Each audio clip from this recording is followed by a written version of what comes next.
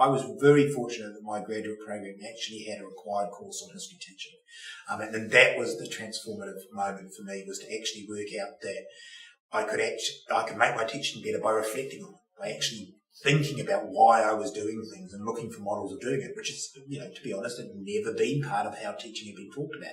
I came out of a undergraduate department with people largely trained either in New Zealand or the UK, where the first time they thought about teaching was when they stood in front of their first class, and they just got by, and they did not reflect on it. And the whole notion that I could plan and reflect, I think, removed the anxiety that went with teaching and kind of freed me to then work out what worked for me. And I think it took me a while to work out that best practice wasn't necessarily best practice for me, and to find the things that worked. So I think increasingly the generation of people following me are required to do that. But I think the difference for me was that I did it in a disciplinary context. It was a course taught by an academic member of staff for historians. We were teaching in that we were what Americans call teaching assistants, what Australians call tutors. So we had some actual concrete environments in which to try things out, some concrete experience. We'd encountered syllabuses, so it's got to be done in context. But it's got to be disciplinary. And I think the unfortunate thing about a lot of the required teaching and learning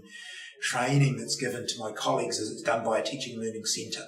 And at a generic level where they're often turned off because it's too far from their own practice. And I wish we did it at a disciplinary level, because that unleashed me. So my advice would be, you need disciplinary training.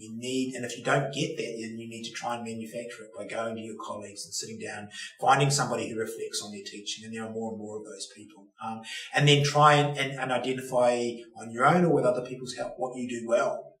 And build your particular teaching practice around that. So, I don't quite know how I ever managed to teach other than the way I do now, but somehow I did. Somehow I straitjacketed myself. And I think it's a confidence thing. I think there's a sense in which nobody, I think, walks into their first classroom a great teacher, and that knowing that it's going to take you a while to do it, I think is important.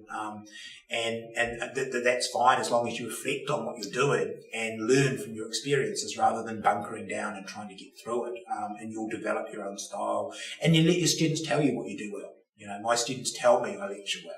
They tell me that my enthusiasm is what matters. They tell me that that's what motivates them. They tell me that they like the fact that I'm incredibly organised in the way I put together a course, which I always find an interesting, kind of combination of things, but maybe that does capture my personality. So I think that you've got to, the best advice is you've got to go out and find out what teachers do, and then you've got to find out what you do, and you've got to give yourself time to do that, and you've got to actually grit your teeth and look at what works and what doesn't work to learn that. So I evaluate my students to death to find that out, but I also feed that back to them. I make sure that I respond, to all the feedback I get in various settings to work out what's working and not working. And, it's the kind of peer review that we will do with our research and swallow, as uncomfortable as it makes us, but it's much harder to do with teaching, and yet the model's exactly the same. Get back the feedback, see what you've done well as what you haven't done well, and then build your own personality.